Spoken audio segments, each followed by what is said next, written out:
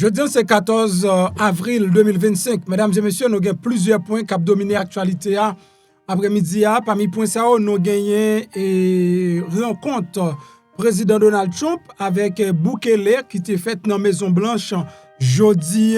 Et bien, il faut que je dise, après rencontre ça, tout espoir fini pour Garcia, malheureusement. Tout espoir fini pour Garcia.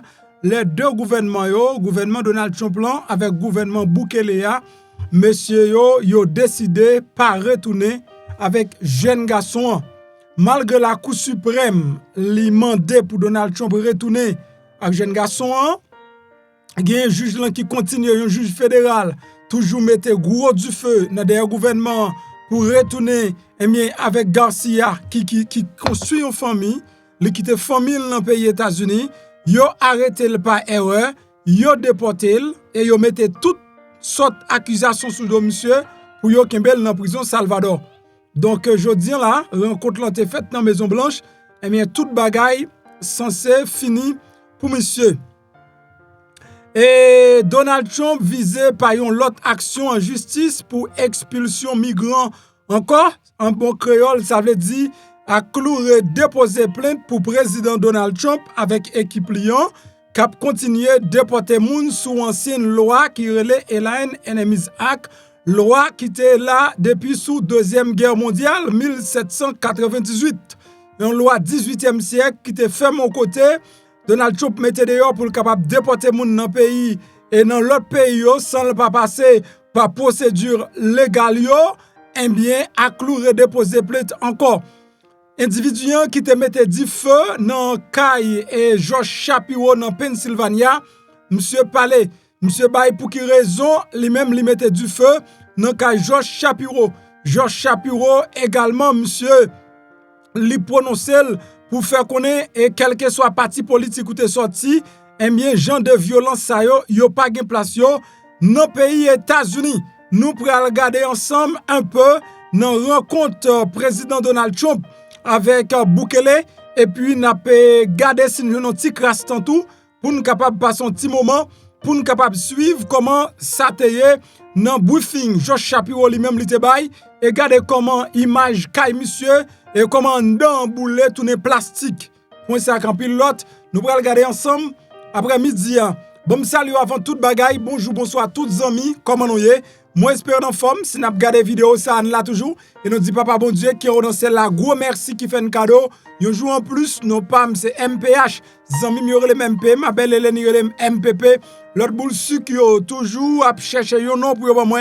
C'est tout un plaisir pour me passer pour me fournir non information mesdames et messieurs, soit à peine vini moi encourager pour abonner c'est façon ou capable aider travail ça lui-même avancer et progresser et puis pour nous grandir ensemble en tant que famille et qui ton like en bas vidéo et partager le tout côté. Le fin abonné pas oublier gon la boyon cloche notification, cliquez sur cloche notification, retirez le sous personnalisé, mettez le sous tout comme ça chaque fois monter vidéo moi même MP ou toujours jouer une vidéo mesdames et messieurs. Faut que moi dis nous après rencontre m'a regarder là. Et bagay yo pas facile non pour la vie immigrant. OK? Donc m'a mesurer ça m'bral di mais bagay yo pas facile du tout. M'pa vini pour me faire mon peur, mais m'a regarder façon Donald Trump li comporter là en face la justice dans dossier immigrant et ça m'a tendé avec deux oreilles moins, ça m'a regarder avec des nawem bagay yo après bon Dieu dans ciel là pas gen personne ou cap compter sous lui là pour une bonne nouvelle. OK? Et m'ka dit ça sérieusement, moi-même grâce à Dieu, moi croyant pile dans pouvoir l'autre la gagner, moi croyant l'autre la gagner, li contrôle toute bagaille et pas gagner, il vle le pas fait. Mais si c'est la justice n'attend pour bon nous justice nous. Moun parole, moun CBP, moun asile politique, moun résidence, moun capement de visa, moun programme Biden, quel que soit Jean Sambablier TPS. Gouvernement ça là pas respecter la justice El pa bay la justice en rien réglé pour lui. OK? Gouvernement qui là, pas bay la justice en rien réglé pour lui. Et s'il vous plaît, chaque green moun qui travaille dans le gouvernement, c'est moun qui loyal envers le président. Faut que moi dise, dans sens intérêt personnel, c'est plus bel gouvernement ou président qui a gagné. Plus belle administration. Et m'pa bon menti. Next time nous gon Haïti, nous gon président, faut le temps coup de Trump. Dans le domaine immigrant, nous voulons nous comprendre, moi, oui. Nous, même en tant qu'immigrants, nous souffrons, oui. Nous, même, la fait nous pile mal, comme ça. Mais, non, Jean, monsieur a dirigé pays dans l'intérêt personnel, n'a besoin de Trump pas nous en Haïti. N'a besoin de Trump pas nous. Et, n'a besoin de Trump qui t'a fait travail pays, et pas occuper aucun corrompu qui dit le pas fait. Et si Jovenel te prend ligne ça, il pas t'a mourir, quand Jean le mourir, et peut-être pays a te cap qu'on aller mieux. Le no pays avec un série de bagaille a dit, nous fait pays mal. Actuellement, c'est seul bon Dieu qui défenseur yon immigrant dans les États-Unis. C'est seul bon Dieu qui défenseur yon immigrant dans les États-Unis. Nous pas aveugle. Hier, avant hier, n'attend de la Cour suprême qui dit pour gouvernement arranger pour le retourner monsieur Américain. La Cour suprême prend décision ça à l'unanimité. Mandé Donald Trump retourner monsieur parce qu'il était déporté illégalement et administration en dit yo déporté monsieur illégalement. Et monsieur a pas un casier judiciaire qui dit qu'il fait partie des MS-13. Yo reconnaît qu'il était rentré dans le pays. Et même gouvernement Salvador ça, li pas safe pour le tourner Salvador. Et c'est ça qui fait que ça crée les asiles politiques. Et yo prend dossier yo cherche avantage là-dedans, yo gaspiller. Alors, priez bon Dieu en pile parce que la justice pas mettre dehors là. Gouvernement ça doit prendre décision, la Cour suprême dit non, quittez moun yo, elle décide de faire ça l'affaire. Bon, quand on va aller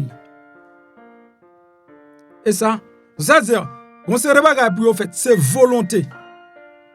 M'bral dire que espoir me gagner, c'est parce que m'sonne qui gon la foi enragé. M'gon la foi enragé et la foi pas m'nan déborder. Son la foi enragé lié. Et ça faut être docteur matin m'a regarder là, li bon problème. Vous connaissez problème li bon? Li monsieur vin mettons en vie travail devant là et me senti monsieur vin mettre un challenge, en qualité de challenge qui me dit monsieur pas capable contre li dans ligne non.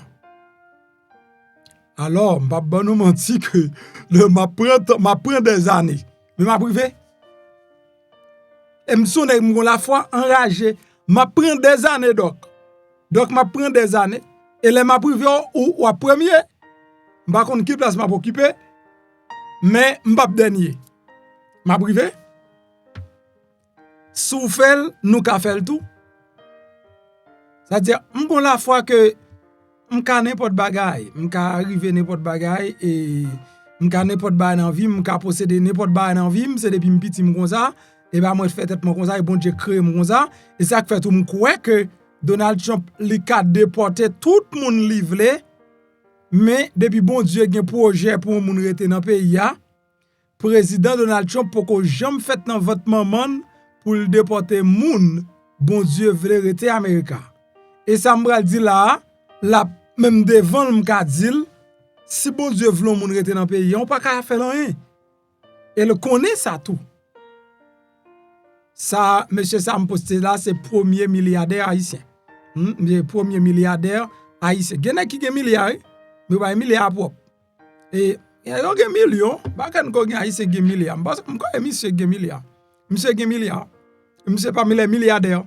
Et bravo. Fon bravo. Bravo pour docteur. Bravo pour docteur. Et monsieur c'est milliardaire haïtien. Grand vieux grand milliardaire nous gagne et nous pas chita dans moun qui fait créer seulement n'a posté moun qui fait créer et puis jodi un grand milliardaire haïtien personne pas font vidéo de lui. Personne pas parler de milliardaire haïtien. N'a parlé de moun qui a joué africain, moun qui quitte pays a joué africain, moun qui quitte l'église là qui a joué Tiblodé. Nous fait bonne vidéo sur Tiblodé. On grande vidéo m'pa ouais ce milliardaire. Non pas parler de lui. Ne pas parler des milliardaires ça même. En tous les cas c'est premier grand milliardaire. Moun la tibonite pour lier pas ka moun l'autre côté. Moun la tibonite qui est discipline avec l'argent, nèg la tibonite pour lier. Bon même si l'île pas fait la tibonite, je pense que il pas capable gon pied la tibonite même. M'a fait recherche sur docteur, m'poko fini. On avance non. M'poko commencer journal là non. M'poko commencer qu'on y a. OK mesdames moi yo. Bon et on allait non Timon. Les États-Unis renouvelent opposition à retour Garcia. Nous connaissons Garcia, c'est un père de famille. Avant toute bagaille, un père de famille. C'est très important. Mes amis, j'ai besoin de moun, pendant ma parler de père de famille, mon besoin de moun pour faire me parler avec Chelson ça non. Parce que t'as semblé téléphone pas fonctionnel. Yon moun qui ka aller dans prison fait me joindre Chelson ça non pour me parler, c'est très important. C'est très important parce que son père de famille qui gen madame, qui gen ti moun et nèg yo prend fermé dans prison Pétionville. Ça reproche nous pas connaît. Et déposer dans prison parce qu'elle est en opposition. Je pense que c'est malheureux. Je pense que c'est malheureux pour jeune garçon qui a dirigé la police en Haïti fait ça. Le nom pour un père de famille, nous mettons dans prison. Et un monde qui est honnête, qui pas dans gang, un monde qui pas dans crasé brisé. Vous mettez dans prison, madame ni, petite li, nous pas penser à ça. PNH, m'a dit nous que nous tous ces pères de famille. Chelson ça non, pas fait une autre mérité condamnation. Pour nèg fin passer tout le temps ça dans pénitencier. Li libéré. Jodi a pour nous prendre, nous fermer le Pétionville. Guys, c'est ça faire, Et bataille Chelson nom quoi pour la police. La police plus pas en sécurité que n'importe monde en Haïti. On est cap goumer compte esclavage qui dans pays hein? La police nèg yo toujours voyer l'abattoir. Ouais que nous pas camper avec Chelson c'est contre ligne camper. Nous juste gon petit problème. Faut nous penser bien. L'état ça là nous elle pas avantage ni le pas intérêt nous. Nous sont l'état qui toujours vraiment l'abattoir à la boucherie. Opposition doit joindre toute assistance nous. M'pas pour nous rentrer dans politique. Mais nous pas doit quitter personne manipuler nous pour faire que n'a maltraiter moun qui dans opposition. Nous gen droit nous gen devoir nous responsabilité nous pour n'empêcher n'importe nèg rentrer dans le palais national.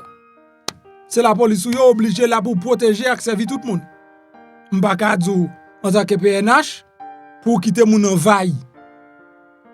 Moi si yo rivon le tout, y a pas envahi en masse ou pas ka tirer yo. Parce que faut qu'on protège ni yo même ni moun yo pral prendre.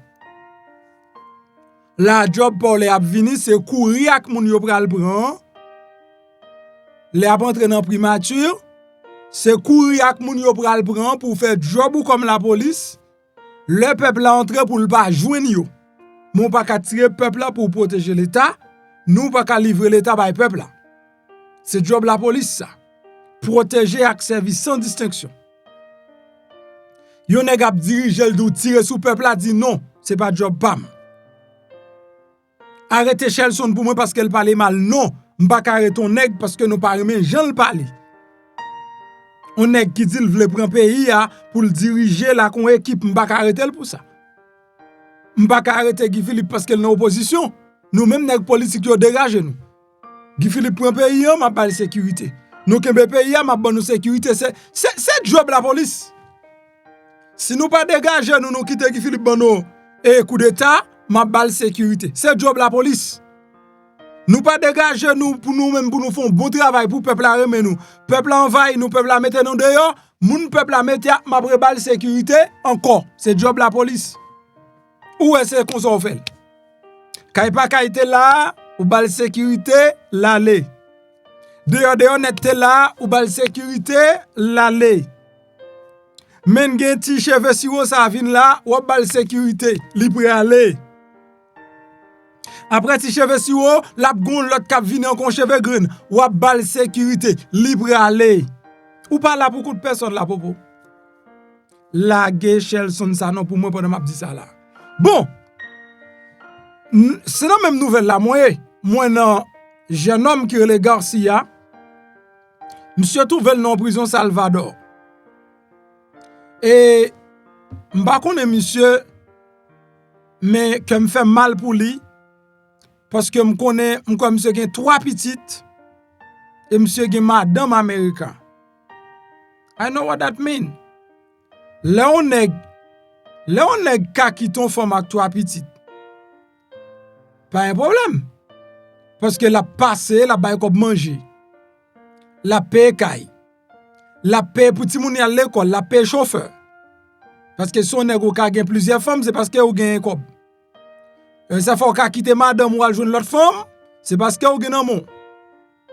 Ou paye chauffeur, ou paye kay, c'est bien. Mais longtemps de moun nan en prison lié, ça son l'autre histoire. Li pa nan travail, madame ni la kay ak ti moun yo. Haïti on nèg c'est chaque nèg la sorti li vinn en pain.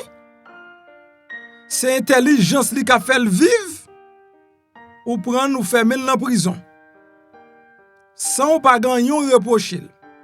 Sans pas de mandat d'elle. Si te gen mandat d'elle, il va rentrer Port-au-Prince.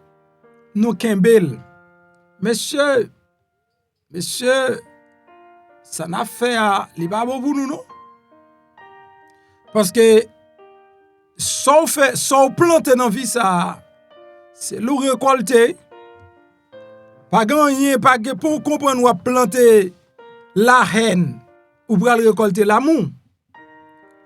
On continue avec jeune homme non, monsieur son père de famille. Administration de plan faire qu'on a arrêté Garcia par erreur, yo pas vle arrêter Garcia. Il allait par erreur avec Garcia dans le pays Salvador. Bien que Garcia son salvadorien, mais il te fait qu'on est ville en danger sur le Salvador.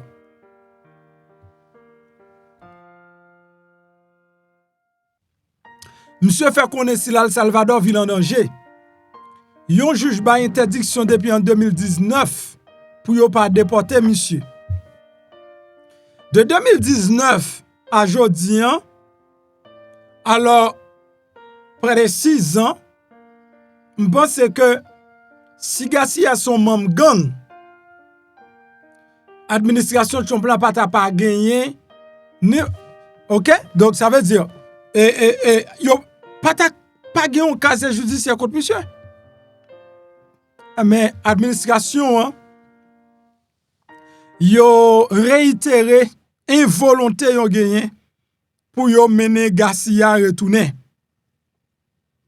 Yo fait connaître Garcia te rentré dans le pays illégal. Garcia c'est membre gang MS-13. Yo, pour yo pas tourner avec monsieur, non seulement yo pas tourner avec, mais yo tout condamné sans yo pas juger. C'est grave. Yo tout condamné monsieur sans yo pas juger. Yo remet monsieur bay gouvernement Salvador comme un gang et Bukele dit monsieur puisque yo dit monsieur son gang et monte pour Bukele jodi a. Monte pour Bukele qui rencontré avec président Trump qui pas fait valeur du tout en tant que Bukele. Monsieur pas fait valeur même. Monsieur présente le jodi a tant qu'on ti bambin, tant qu'on ti reste avec et qui vient féliciter seulement. Monsieur pas font aucun an jodi a. C'est ton honneur, c'est ton fierté, comme toute nèg besoin de Maison Blanche, quel que soit joint nèg la vanyan la kaili et couler Maison Blanche, et tout non gros pour le mouiller. Monsieur Pedi Wally, il rentre dans la politique interne des États-Unis. Jodi a. C'est pas normal. Bukele entre dans la politique interne des États-Unis à cause de Trump, bah la possibilité a. Président Donald Trump a fait campagne avec Bukele, a demandé Bukele pour Bukele bay opinion sous politique interne pays a. Pas grave, oui, parce que je dis là, pas grave. Et monsieur pas intelligent, il pas sauvé Paul. Il entre oui. Il entre dans ça yo mette là. C'est mal. Un président pays ou doit être neutre. Quel que soit le président qui monte, c'est pour un parti ou vient supporter, c'est intérêt pays ou vient défendre ou vient non pays. Bon, Bukele pas décidé, Trump non plus pas décidé, nous pas regarder ça aller ensemble. Et Aklou déposé plainte malgré Jean administration li campé là en 442 mais Aklou organisation si là qui l'a lui-même pour défendre droit immigrants yo, c'est Union américaine pour liberté civile. Yo mandé yon ordonnance yon restriction temporaire sous expulsion migrants du Colorado ainsi qu'un préavis de 30 jours de toute intention pour expulser moun sa yo. Plainte indique que individu risquait d'être expulsé des États-Unis en vertu de la loi qui était initialement conçue pour expulser les ressortissants étrangers qui étaient considérés comme une menace pour la sécurité nationale. Il a ajouté que moun se risque voyer dans un pays comme Salvador, côté où pral confronté à une série de conditions qui mettaient vie en danger, à persécution et à torture. To be honest, ça qu'a fait Salvador, li bon pour moun fel pour gang dans pays ou. Li bon en pile. Et m'pa wè pour qui ça Haïti, yo pa m'ka fon mini. Chaque jour la police a sorti le bam tout dans un green bandit. La me sorti le partout dans un green bandit. Chaque jour dans le péché, nous gaspiller tout manger nous. Parfois nous pas même tourner même avec nas là, aller au poisson. La police haïtienne sorti al péché ou même, yo pas tourner même avec nas yo tal péché ya. Ouais ça passe Pétionville là. Yo quitté zéan dans de l'eau. Yo quitté nas là dans de l'eau. Yo quitté panier yo dans de l'eau. Et bateau à tout.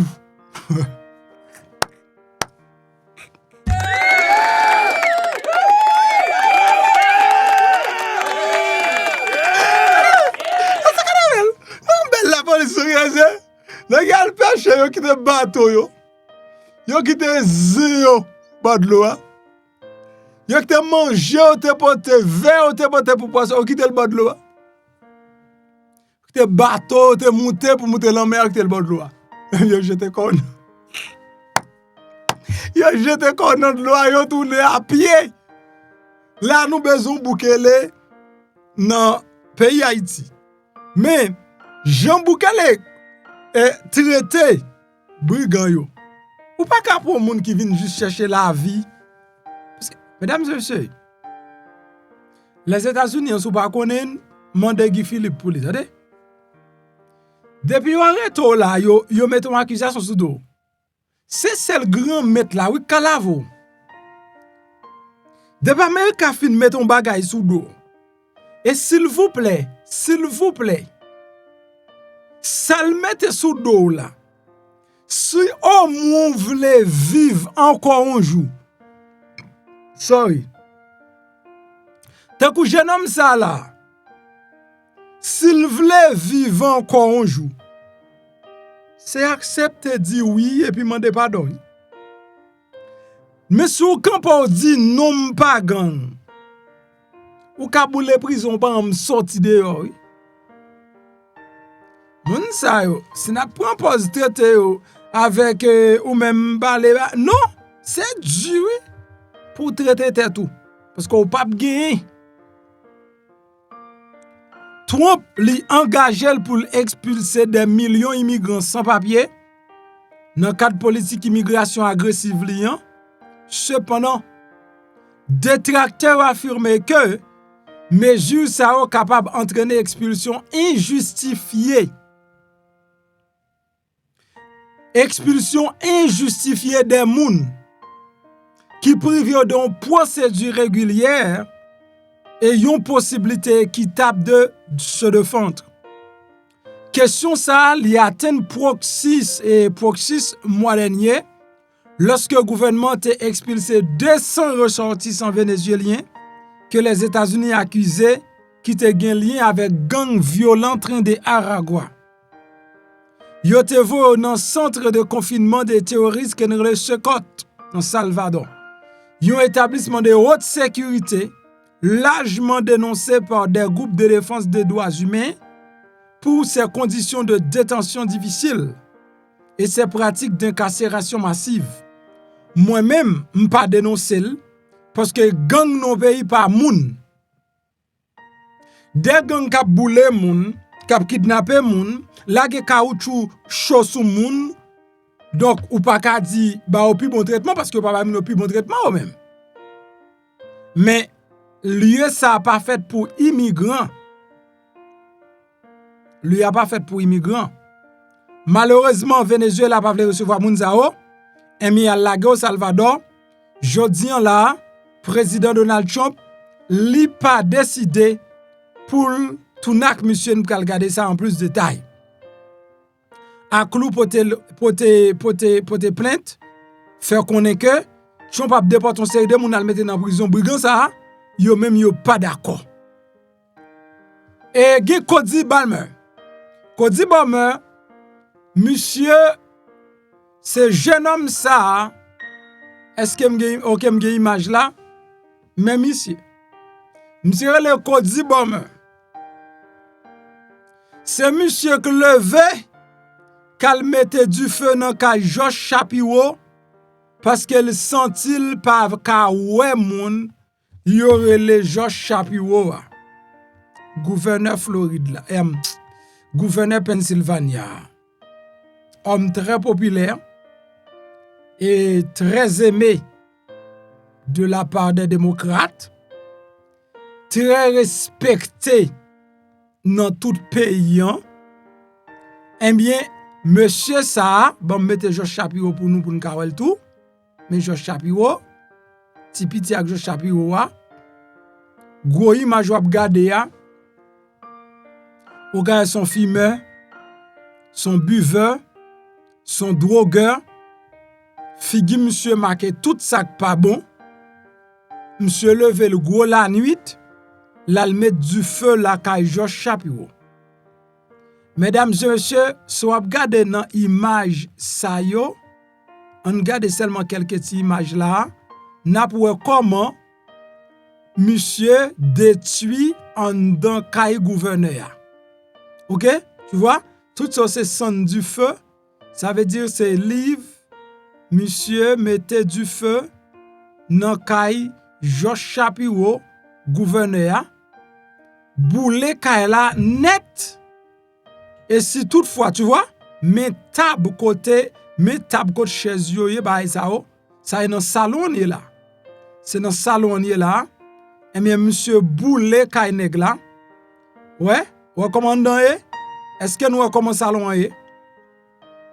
maintenant qui état du feu à getan mette kay Georges Shapiro. Maintenant qui état. Donc c'est hier matin, dimanche 2h du matin, pendant que Shapiro lui-même l'a dormi avec famille, elle dit tant des portes a frappé ko.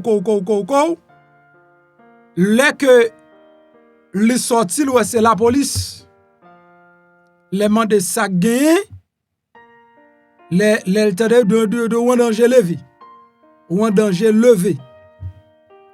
Les levés yo joine du feu te getan boule kay la.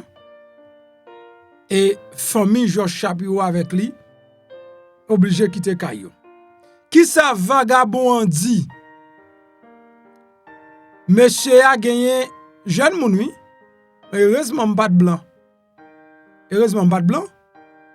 Oh, m'pi grand passé monsieur aller pour venir oui, monsieur ça regarde là. Mais méchant, vrai pas gen bon pour méchant monsieur. Oh. Nous va faire moi. M'pi grand passé monsieur. M'ba monsieur presque 10 ans ba monsieur.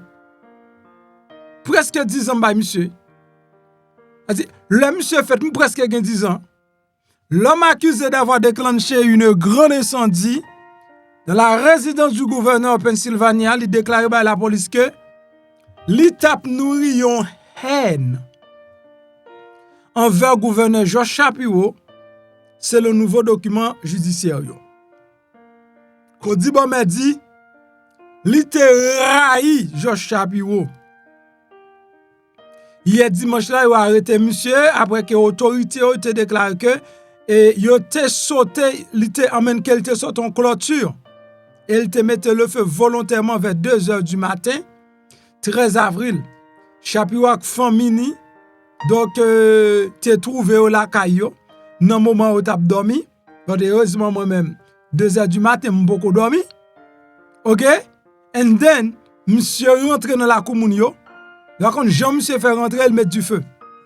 Il y a des documents judiciaires qui déposés dans côté Dauphin qui montrent que Bomber qui gagnait 38 l'année, il était officiellement inculpé homicide volontaire, tentative de meurtre, de terrorisme, incendie criminel aggravé, devoir de faits graves, de cambriolage et d'autres chefs d'accusation.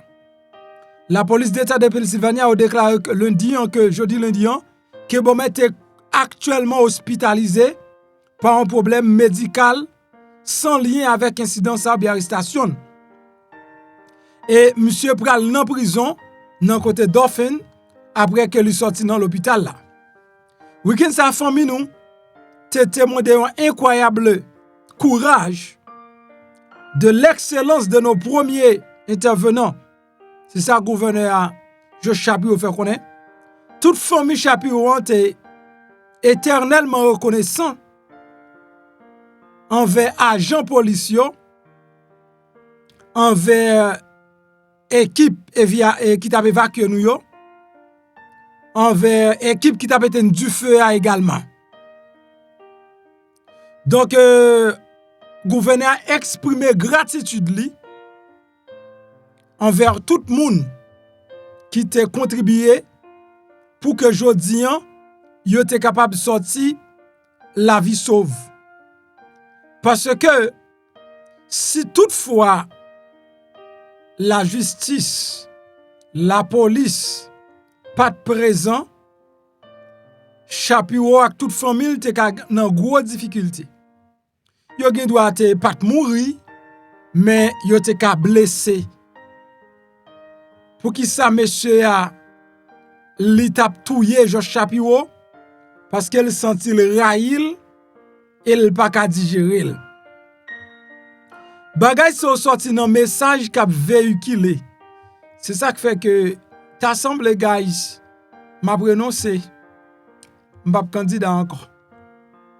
Kon pour qui ça? M'raï ça moun fait. Même pas raï personne. Et semble dans politique là, nèg qui en face ou faut arriver non level ou raïl jusqu'à ce que pour détruire.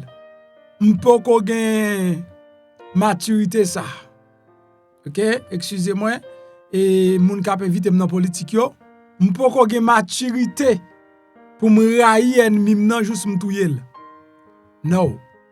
Moun qui adversaire moi, moun qui c'est concurrent, m'pa ka raï yo jusqu'à la mort.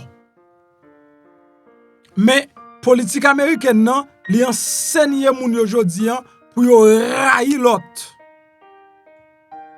C'est chaque jour réuni, il a parlé de moun qui te nan concours que de concurrents. It doesn't make sense. Entendez comment George Shapiro l'a exprimé. Il fait connaît haine ça. Li pa gen place li dans pays États-Unis. This investigation Let's go on back. our family Let's go back. cured all of our children, Let's go back. as residents. Let's go back. 2:00 in the morning, OK. while my family and I were asleep upstairs here at the governor's residence. Et 2h du matin pendant que moi ak famille nous t'a dormi en l'air, dans marché escalier en l'air, donc dans résidence gouverneur. One of the state troopers assigned to our detail banged on our door, woke us up and told us we had an emergency and needed to leave immediately. Et on série de moun vinn nan porte là et puis yo frappé and then yo fait connaître que yo te en danger, yo te doué quitter un building nan rapide. Together, we secured all of our children, our 2 dogs, our family that was staying with us. Donc ensemble, yo te sécurisé, accompagné et ti moun nou yo, des chiens nou yo avec membre famille nou gen qui habitait avec nous. And the troopers safely evacuated us from the governor's residence. Et yo te accompagné nous avec un pile sécurité pour nous te quitter et résidence gouverneur. Last night, we experienced an attack not just on our family, but on the entire Commonwealth of Pennsylvania. Hier soir, nous recevons une attaque non seulement sur famille nous, mais sur toute Commonwealth Pennsylvania. Here at the governor's residence. Dans résidence I gouverneur. want to thank the Pennsylvania State Police Nous voulons dire merci avec police État Pennsylvania for safely evacuating our family, qui t'a évacué famille nous avec sécurité. for their bravery last evening, and for their careful leadership of this investigation. Donc il faut bravo yo avec leadership yo donc pour investigation ça. I want to thank Harrisburg Fire Moi après remercier Iceberg Fire and their chief, who was personally on the scene and spent time with me and my family et chef là qui était là sous scène là, et puis qui était investi temps avec ma famille last night. hier soir. He and the other firefighters from Harrisburg ran toward danger. Et lui-même avec l'autre firefighters dans Harrisburg, yo te mette vie en danger to help keep us safe, pour te cap kembe nous en and sécurité quickly rapidement putting out the fire. pour te mettre dehors dans du I want feu. to thank the Capitol Police Moi for remercier assisting the police Pennsylvania Capitol là, State Police qui a assisté last night police in Pennsylvania hier soir ensuring everything pour was assurer que toute orderly. bagaille t'est faite dans l'ordre. I want to thank the Merci. FBI FBI and our federal partners avec for their partenaire assistance. fédéral yo pour assistance I yo. spoke a couple hours ago Moi, with t'ai Director parlé Kash quelques Patel heures of the avec toi, avec FBI. Kash Patel, He directeur promised FBI là. all of the Il resources promet of the toutes federal les government. ressources et gouvernement He was fédéral là. extremely kind and courteous and thoughtful. Et il était vraiment kind, il était vraiment fait ça avec courtoisie, il était vraiment His conversation with me And I thanked pensive him dans and the women and conversation. men of the Moi, dis FBI merci à and the President of the United States for their et support. président des États-Unis pour support. I especially want to thank your local district attorney, Et Fran nous voulons dire Chardo. merci Fran avec, is someone I've known Anthony for District 20 years in Anthony public service, pour an service. outstanding leader in law enforcement. You'll hear from him in a few moments. Et un leader et nous pourrons le dans quelques moments. Lori and I are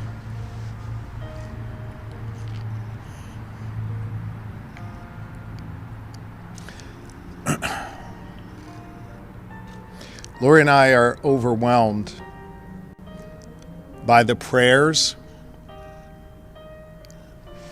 and the messages of support Lori avait nous dépassé par prière yo avec message de support que nous from all recevons across Pennsylvania and all et à across the travers United toute States. Pennsylvania et à travers tout le We've pays. heard from our fellow governors and first spouses. Et nous tendons pour être capable de tendre et gouverneur We've heard from avec several of the former madame governors famille. of Pennsylvania.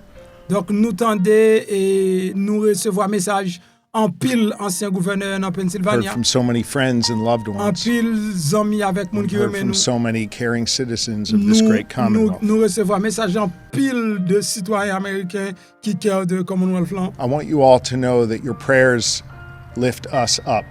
Et m'vle connaître que prière nous yo li élever nous. And in this moment of darkness, we are choosing Et to dans see moment fait noir light. ça nous choisissons We pour nous lumière. appreciate the light Nous apprécions that you lumière have shined upon us. et que lumière ça qui brille Pennsylvania parmi State nous. Police, led by Colonel Christopher Paris, will brief Et nous gagnons police dans Pennsylvania par colonel Christopher Paris. on the specifics of what transpired. But But we do know that this attack was targeted.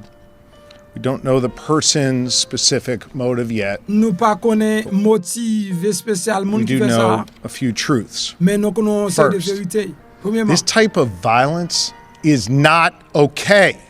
donc yon bagay, type de violence ça yo pas OK.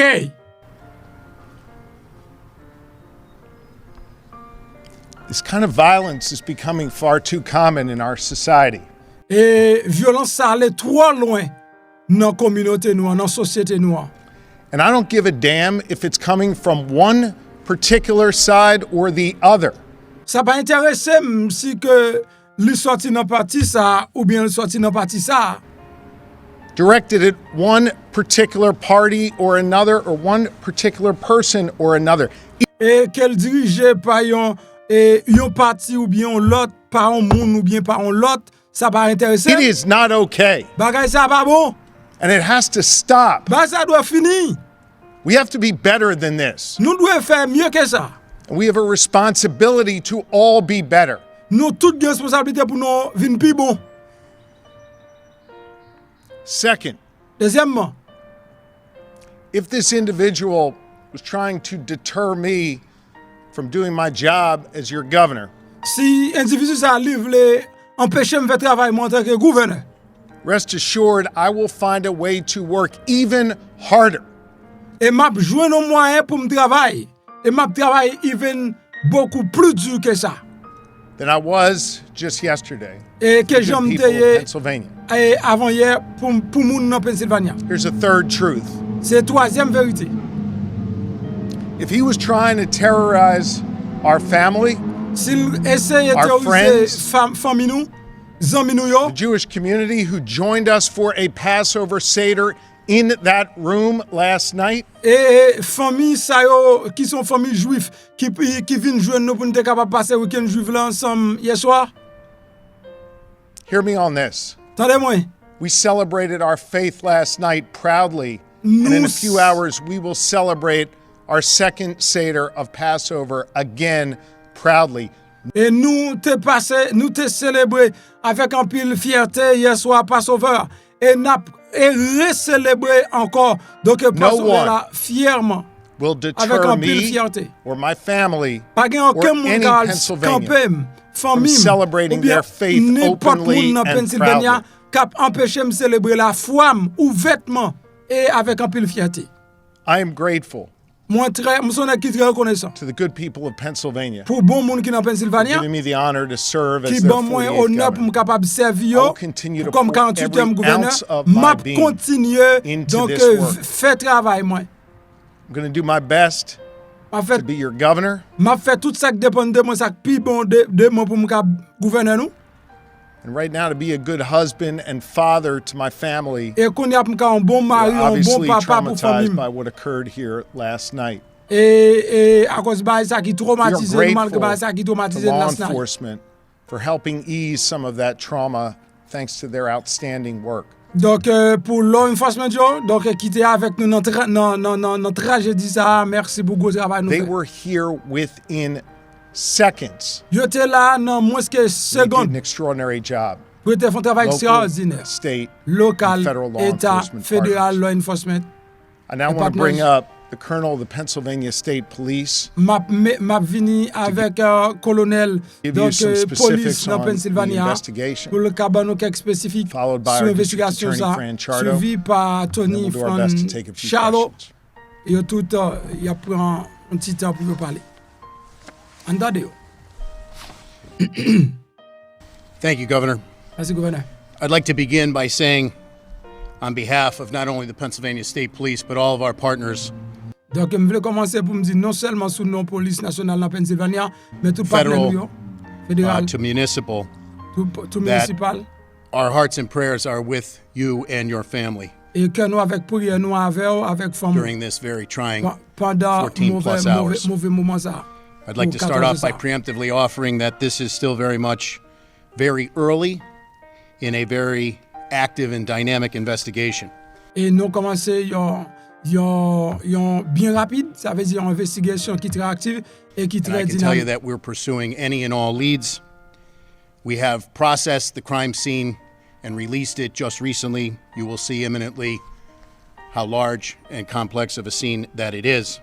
Donc il y a une scène là, c'est-à-dire yo pral ouvrir pour mon Physical evidence has been Attendez. gathered and is in the process of being forensically analyzed, both at the yo gen State des Police évidences, Crime donc yo pral Laboratories analyser and also the Cumberland County Crime Laboratory, and I'd like to mention them specifically. et yo pral As, the avec governor dans laboratoire avec une stated, série the work done- des éléments yo jwenn dans sous scène de crime non. Tout. Done by Harrisburg Fire Department was absolutely instrumental in preventing any loss of life. Et département fire department yo te font travail exceptionnel et puis Last yo te evening. capable éviter pas To acknowledge again the Harrisburg Police and the major case team that the state police was able to put together. So to pause for a moment, that was comprised of and remains comprised of the Harrisburg Police Department, the Capitol Police, our partners from the FBI. I received multiple calls from the FBI SAC of Philadelphia, who happens to be out of country, and yet he took the time to call, as well as Okay. his assistant special agents in charge, who are not only here with us, but we've spoken to throughout this incident. I received a call personally from the attorney So, they are given some details about the investigation, which is not the most important. Donc, nous avons besoin d'entendre Georges Shapiro qui exprimait tristesse, peine, anger. Donc, il y a une famille qui a passé très mauvais moment. Donc, il a mourir en dedans sous façon, mais quand elle a d'ailleurs, quand elle a pris du feu net, quand elle a boulé net, ça veut dire, et c'est à travers du feu, et embarqué dans boulé net, et puis moun yo sauvé avec yo dans du feu là, et puis yo sorti. Ça c'est haine et parti qui pas d'accord avec démocrate yo même yo gen dans cœur yo, bien que pas quoi que genyen yon parti politique qui d'accord avec crime ça yo, avec violence ça yo, et administration Trump la pas toléré yo non plus parce que il victime de yo, mais comme ça tout le pas empêcher c'est des moun qui dit yo c'est républicain qui raille démocrate là juste dans zo. Même j'ai conseil des démocrates qui raille républicain yo juste dans zo également. Alright. So pour conserver un peu d'énergie, nous pas pral et traduit toute bagaille qui dit site là, eh bien n'a quitté page ça pour nous passer dans l'autre page côté président Donald Trump jodi a rencontré avec le président Bukele, nous t'a dit nous dans introduction information pour après-midi. Donc deux messieurs t'ai rencontré, faut que moi dis moi t'ai très déçu de intervention Bukele yo qui partait c'est moi-même, c'est ça c'est mon opinion de toute manière, OK? Pas oublier Bukele son ignoré mes attitudes li en pile, mais m'pare mais puisqu'on sort dans petit pays, là arrive dans grand pays et pour faire sentir où c'est ou vinn dire oui. Yon pile faille qui rive aujourd'hui Bukele Donald Trump c'est encore la piéger monsieur la prendre dans politique interne pays et ça ne se fait pas parce que ou son président étranger entendez quelques petits bagages là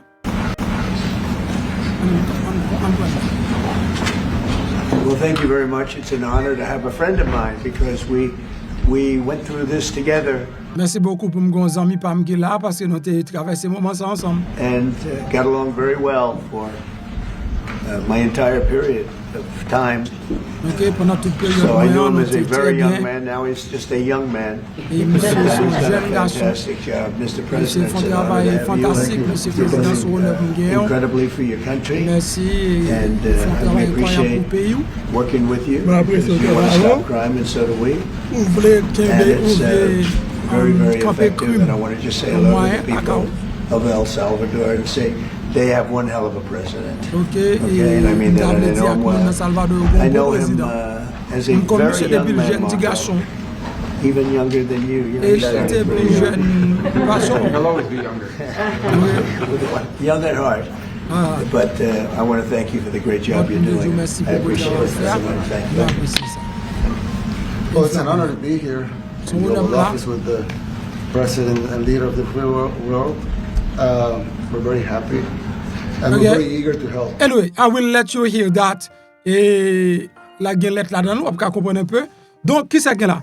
So, premièrement, président Donald Trump, li vini avec un Biden nan. Ou connaît président Donald Trump pas parler pour le pas font paraître avec Joe Biden qui fait un mauvais job. Li vle rentrer Bukele dans bagay politique interne nou. Entre démocrate et républicain, ça c'est bagay qui garde nous les États-Unis et les États-Unis. Bukele pas te panier de ça et m'pense c'est son attrape nigo pour un président pas te panier de ça pour entrer dans bagay interne pays que nous même démocrates républicains régler cause nous. Moi-même c'est intérêt pays pas m'a régler et plusieurs questions qui gen pour avec dossier interne pays yote et président li te mande Bukele ba opinion sur yo même que yo quitté pays ouvri et crap Joe Biden ça Joe Biden fait pas jamais pardonner et pays pas jamais oublier ça. Donc those things should not coming up in this conversation. But à la fin de la journée t'as pral gen yon du feu qui prend yon journaliste CNN t'as pral poser question Donald Trump a fait journaliste CNN nan malhonnête.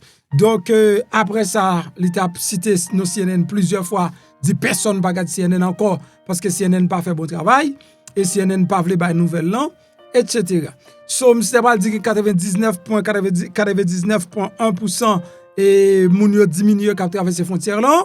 Bukele t'a pral demander pour qui ça yo pas partager nombre ça dans média, m'ste pral dit c'est parce que des médias ta CNN pas vle moun kon volonté a et puis ou t'a pral joindre et yon journaliste qui a posé question ça qui t'a pral mettre du feu dedans c'est encore une bataille même Jean bataille qui était faite avec président ukrainien yo t'a pral demander et Donald Trump est-ce que président Salvador li pral mettre ensemble pour qu'a retourner avec Garcia et jeune homme ça qui sont Salvador et puis qui dans prison Salvador encore du feu prend dedans.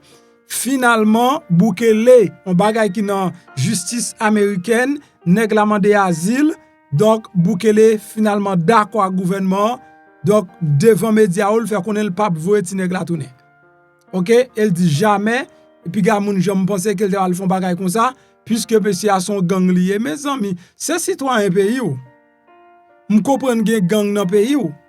Mais si moun nan li c'est citoyen pays ou li vin dans pays yo traite le de gang ou pas ka d'accord tout moun qui sont Salvador yo dit que nan gang ou dit yo nan gang nan tout.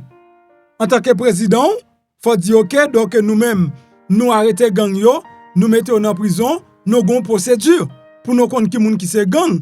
Là, m'pral suivre dossier monsieur, si dossier monsieur li clair, li pas dans gang, donc là, nous pourrons avec le gouvernement États-Unis comme li gen famille ici des États-Unis, comme on a fait.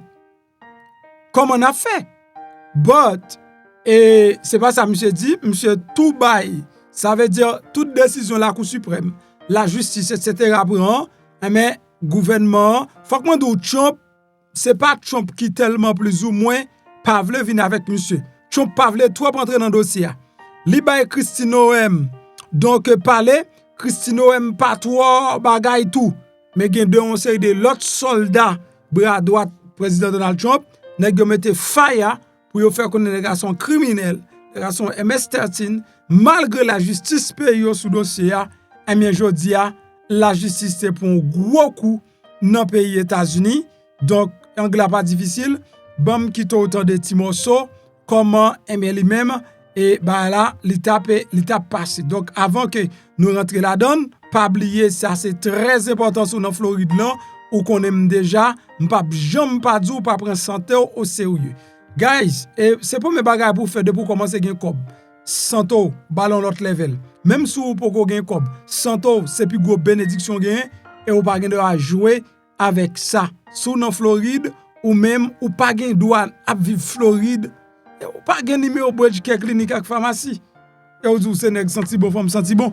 C'est nèg senti bon femme senti bon. Dans clinique senti bon aller tout. Bon tellement pas ta vle dans clinique là, m'ta kimbel pour moi seulement m'pa ta ban nou adresse là. Et m'a ban nou ba moun pa nou mié. Si m'a vive bon faut non vivre li tout. Prends plus mou prend caillou prend adresse là et puis n'a boué comment boukeler voye vente li dans Maison Blanche jodi a. Ah oui, il y a espoir pour jeune guérison grâce à Bridge Care Clinique et Pharmacie. Ou même qui pas contre koto prale, non chercher un bon docteur, un bon pharmacien qui parle langue ou paie al kay docteur parce que pas d'assurance, eh ben Bridge Care Clinique et Pharmacie viennent dire par étape souffrir. Quel que soit problème ou gagne tant coup, diabète, tension, problème peau ou besoin perdre poids ou même garçon qui pas carré mettre rien sous cabane ou pas qu'à camper ou pas qu'à durer ou gain faiblesse qui voulait pour toi aller, Bridge Care Clinique et Pharmacie, c'est solution à guérison avec des docteurs compétents, qualifiés, bourrés et expérience. Dans Bridge Care Clinique et Pharmacie, ou avez médicaments à bas prix. Ou pas qu'un transport, y a porté médicaments devant porte la caillou gratis tichiri. Qui sont obtenus pour rejoindre Bridge Care Clinique et Pharmacie. Relez-nous Kounia dans le numéro 5371 615 67. N'a redit encore 561 615 67. Bridge Care Clinique et Pharmacie, Ch'takol. Dans 3631 West Woolbright Road Bolton Beach, Florida, tout près Cassé Market là. Bridge Care Clinique et Pharmacie, c'est piscine guérison là.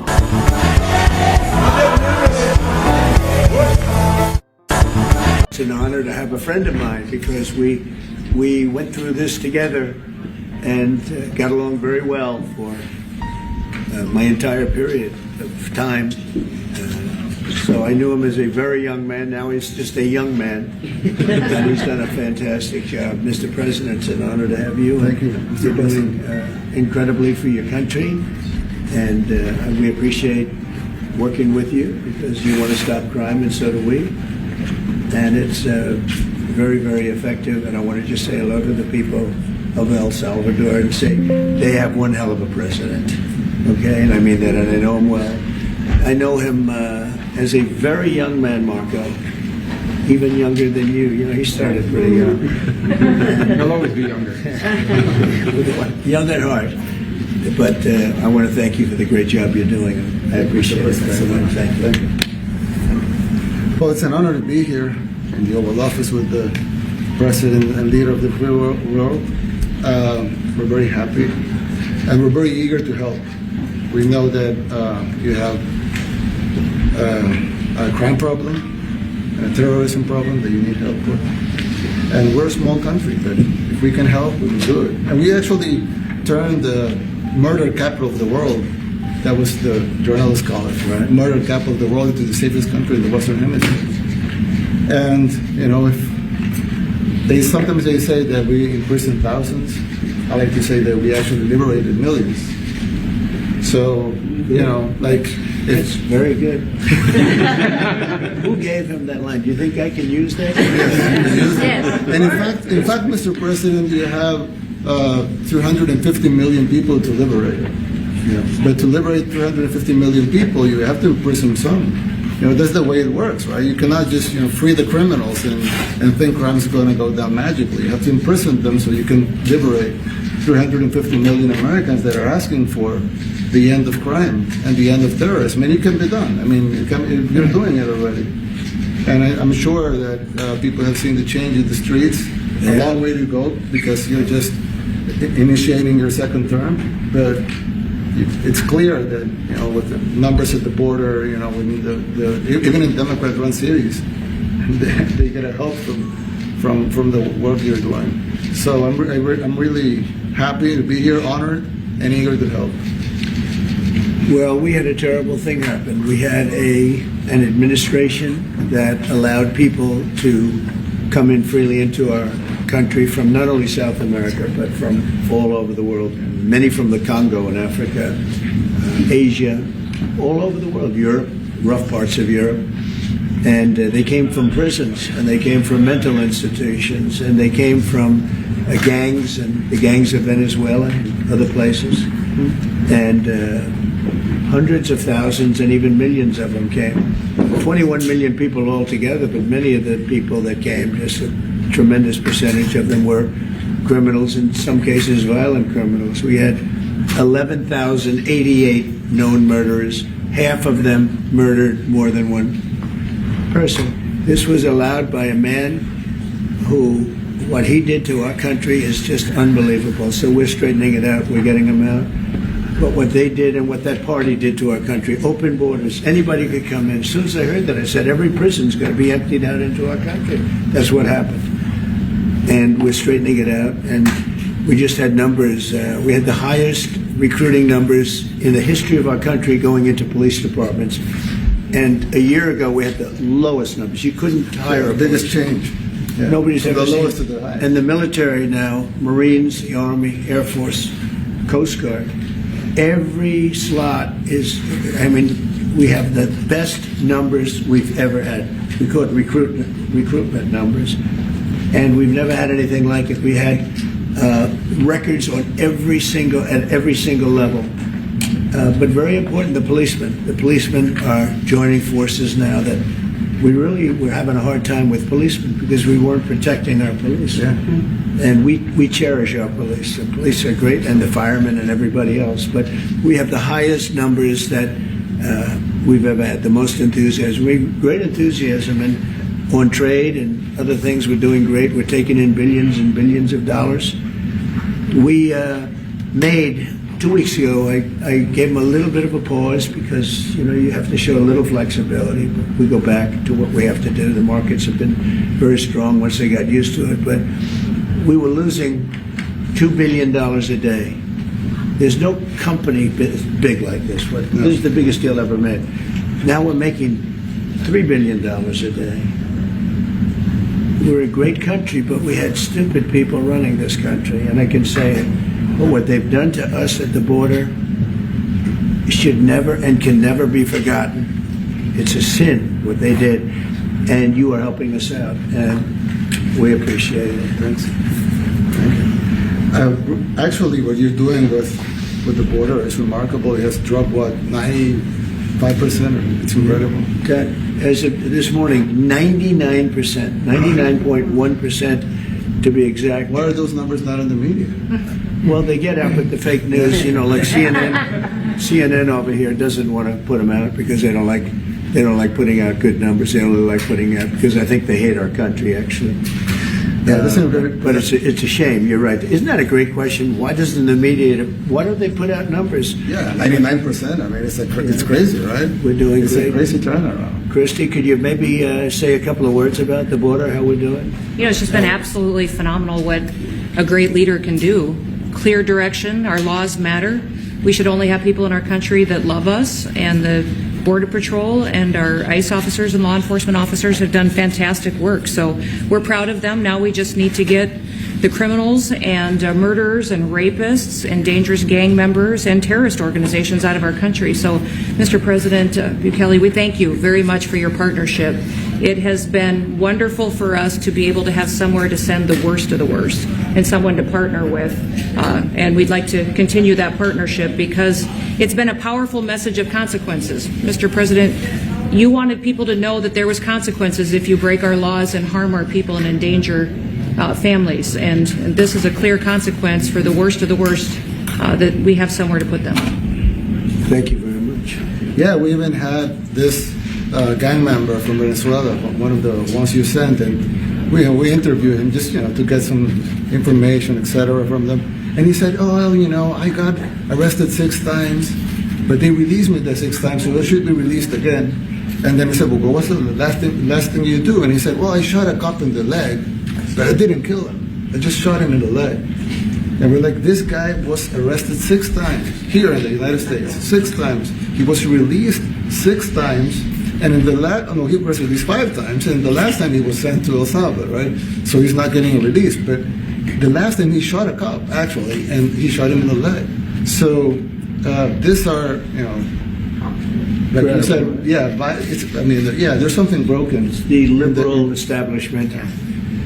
But they're not running things anymore in this country, and we're run by, and I don't say conservative, I don't say anything, we're run by people with great common sense. Yeah, common sense. Because it's all common sense. Yeah. It's not liberal conservative, it's common sense. Exactly. And, do you allow men to play in women's sports? Do you allow men to box your women and box? Because I know you have a lot of boxing. That's violence. That's abuse of a violence woman. against women. It's abuse of a woman. Totally. But we have people that fight to the death because they think men should be able to play in women's sports. And some of those sports, it wouldn't matter much, but it still matters. But some of them are very dangerous for women. Some years ago,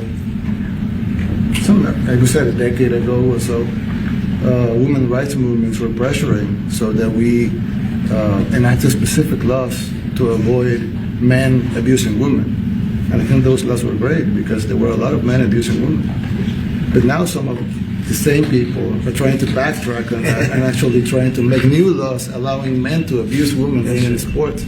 So actually, that doesn't make sense. It doesn't make sense. It's crazy. They have weightlifting records, right? Yeah. A woman gets up this way, she's incredible. A guy gets up and beats her by 100 pounds. What are you going to do? A record that hadn't been broken in 18 years. They put on an ounce, quarter of an ounce, eighth of an ounce. For 18 years now, they have a guy come up, ping. The whole thing is crazy. But they continue to fight. And I don't like talking about it because I want to save it for just before the next election. I said to my people, don't even talk about it because they'll change. And but I watched this morning, there was a congressman fighting to the death for men to play against women in sports. And you say to yourself, why? What are they doing, right? What are they doing? But your country's not too big in that. No, of course not. We're big in protecting women. Good. That's right. It's a very important form of protection, too. And as you can see, most of my cabinet are women. So That's impressive. yeah. That's why you're And running. they're not DEI hires or anything. They're They can just be great at what they do. Right? That's right. This is very impressive. Yeah, This no. is a first. We've had women, but we've never had 3 of them right here. That's 4 and 3 men. Look at what we have. You guys feel a little bit mistreated? That's good. I like it. Well, we've been advanced. I've been very advanced in that regard too. We have Pam, who's been so fantastic. Christy, and the most powerful woman they say anywhere. I know, exactly. She's rated. They're all afraid of her. Susie Wells. They say, oh, she's tough. Most powerful woman in the world, according to magazines. What do I know? Yes. But I think she probably is. Yeah, she probably is. Yeah, she probably is. Congratulations. And Stephen, who's done such a great job. We have great He's people. very famous too. But we love working with him. He really lets them have it. Right? Yeah, exactly. There's no games. No. It's very good. He knows. Do you have any questions, please? President Trump. No, let's not start Mr. President. because they're just so Mr. President. wrong. Yeah, please. Yeah, thank you, Mr. President. You repeatedly mentioned last night that Russia's attack on Ukraine was a mistake. What is the exact mistake And had you given Putin a deadline to actually move toward a ceasefire? The mistake was letting the war happen. If Biden were competent, and if Zelensky were competent, and I don't know that he is. We had a rough session with this guy over here. He just kept asking for more and more. That war should have never been allowed to happen. That war, I went 4 years and Putin wouldn't even bring it up. And as soon as the election was rigged and I wasn't here, that war started. There was no way that war should have been allowed to happen. And Biden should have stopped it. And you take a look at Putin. I'm not saying anybody's an angel. But I will tell you, I went 4 years and it wasn't even a question. He would never, and I told him, don't do it. You're not going to do it. And it was the apple of his eye, but there was no way that he would have done it. All you had to do is lower oil prices. If you lowered oil prices, Biden kept the prices so high because he made it impossible to get it. If you lowered oil prices, you would have never had the war. But you wouldn't have had it with me anyway. That war would have never happened. And I think it's a great abuse. So now what do? You get a country where 25% of its land is gone, and the best locations, where millions of people are killed. You know, you haven't reported accurately the death. And this was Biden's war, and I'm trying to stop it. And I think we're going to do a good job. I hope we're going to do it. They lose 2,500 young people a week, think on average. Now, they're Russians and they're Ukrainians, but it's 2,000. We don't care. It's like whatever it is. They're not from your country. They're not from mine, but I want to stop it. 2,500, it's a killing field. It's like the Civil War. You take a look. I look at the satellite pictures. This should not be happening in our time. Of course, our time can be pretty violent, as we know. But that's a war that should have never been allowed to start.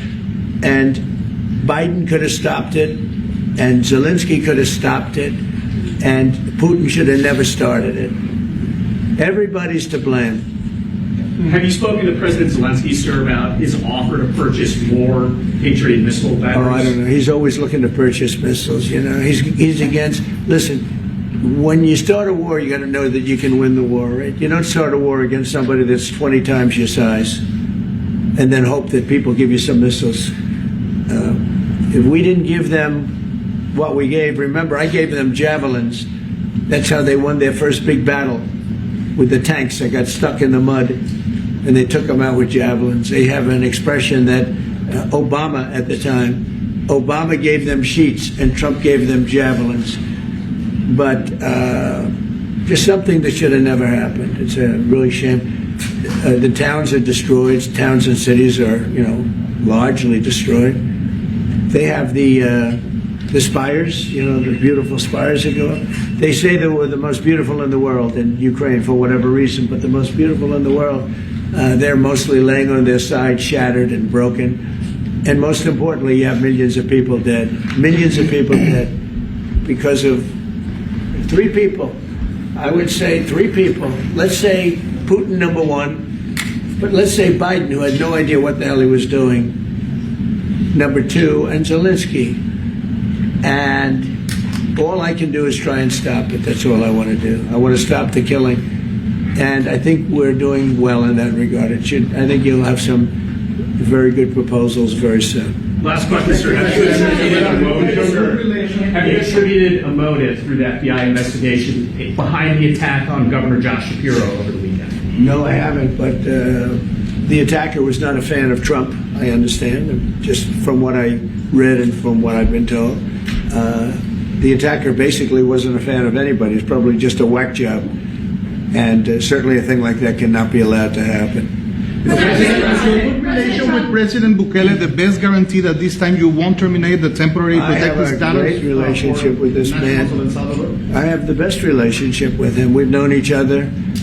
I've known him since he was a very young man, as I said, very, very young. And I was impressed. I said, look how this guy is. In fact, you sort of look like a teenager. You look like a teenager. I said, what kind of a country is this? He grew up well in the last 5 years. Do you support the extension for nationals of El Salvador under temporary protected status? Do you plan to ask him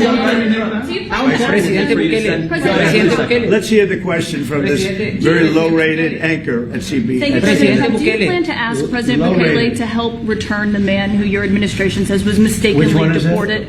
The man who was mistakenly deported to El Salvador? Well, let me ask Pam, would you answer that question? Sure, President. First and foremost, he was illegally in our country. He had been illegally in our country. And in 2019, two courts, an immigration court and an appellate immigration court, ruled that he was a member of MS-13 and he was illegally in our country. Right now, it was additional paperwork had needed to be done. That's up to El Salvador if they want to return him. That's not up to us. The Supreme Court ruled, President, that if, as El Salvador wants to return him, this is international matters, foreign affairs, if they wanted to return him, we would facilitate it, meaning provide a plane. So will you return him, President And you are doing a great job. Thank you. Stephen Miller, wait a minute. Can you just also respond to that question? Because, it's asked by CNN, and they always ask it with a slant, because they're totally slanted because they don't know what's happening. That's why nobody's watching them. But would you answer that question also, please? Yes, gladly. So, as Pam mentioned, there's an illegal alien from El Salvador. So, with respect to you, he's a citizen of El Salvador. So, it's very arrogant even for American media to suggest that we would even tell El Salvador how to handle their own citizens as a starting point. As two immigration courts found that he was a member of MS-13. When President Trump declared MS-13 to be a foreign terrorist organization, that meant that he was no longer eligible under federal law, which I'm sure you know, you're very familiar with the INA, that he was no longer eligible for any form of immigration relief in the United States.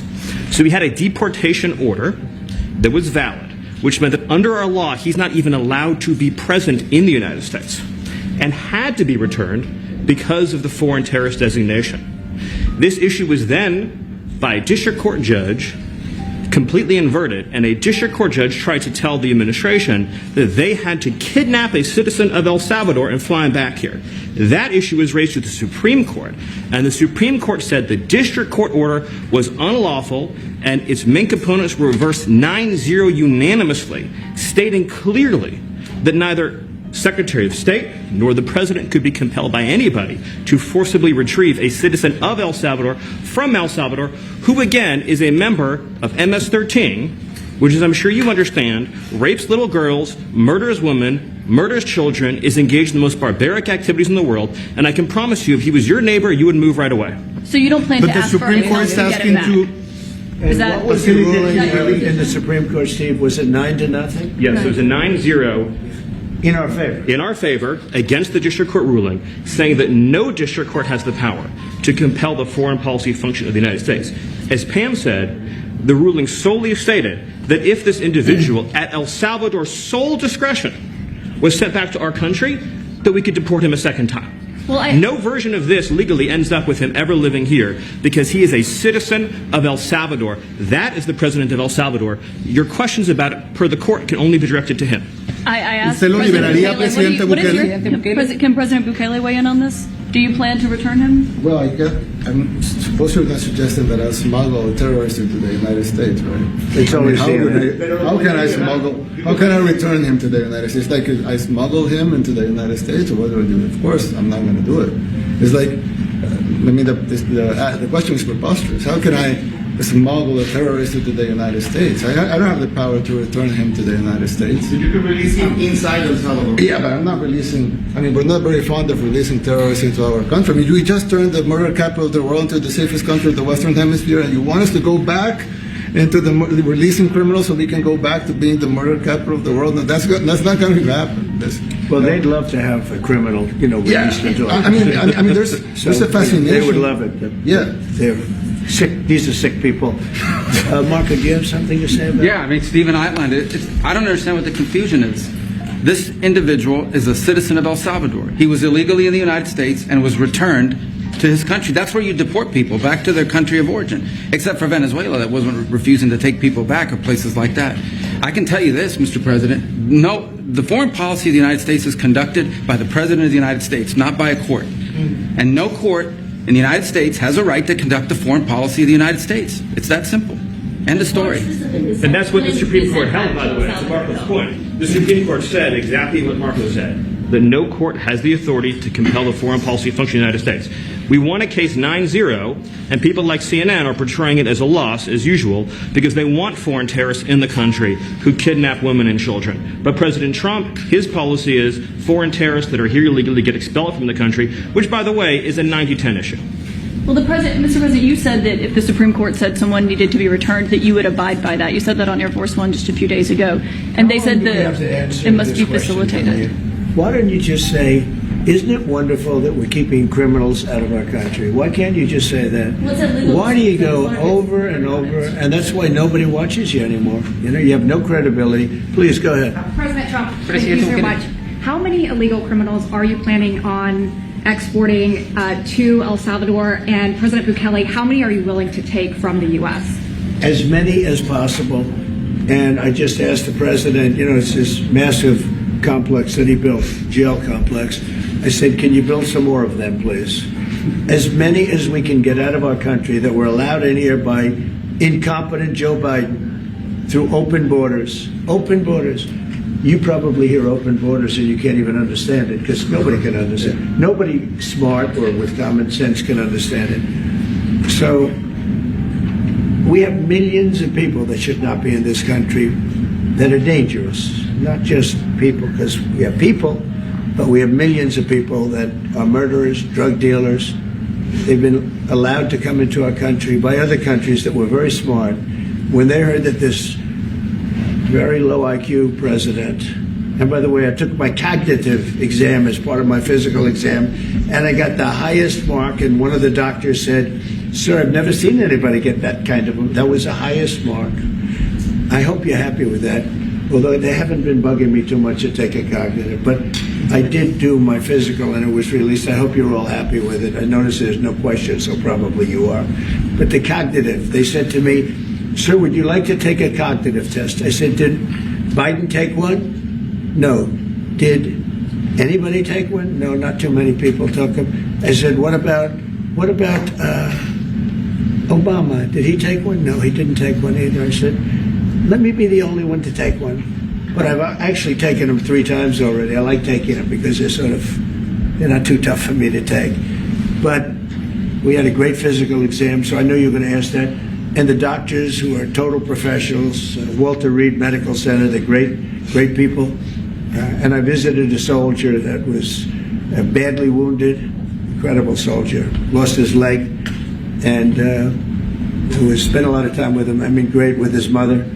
And it was really a very great thing. They do a phenomenal job. I just want to say, Walter Reed, I was there for, 5-6 hours. You were there with me.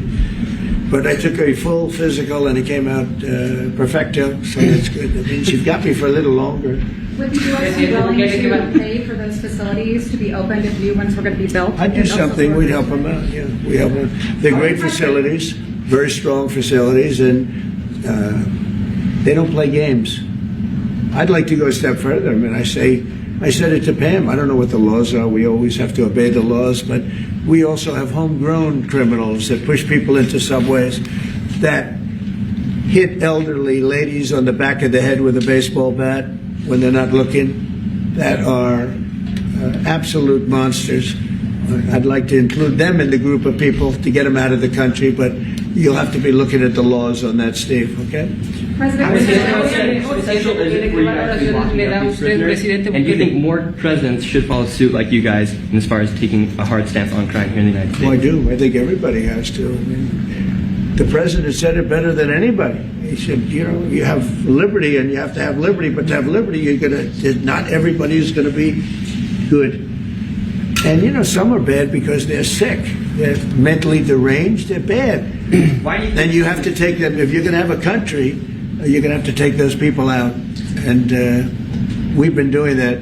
But this was like an unforced error, they would call it, where we had people that may hate our country, or maybe they're just stupid people. I think they're probably stupid people more so.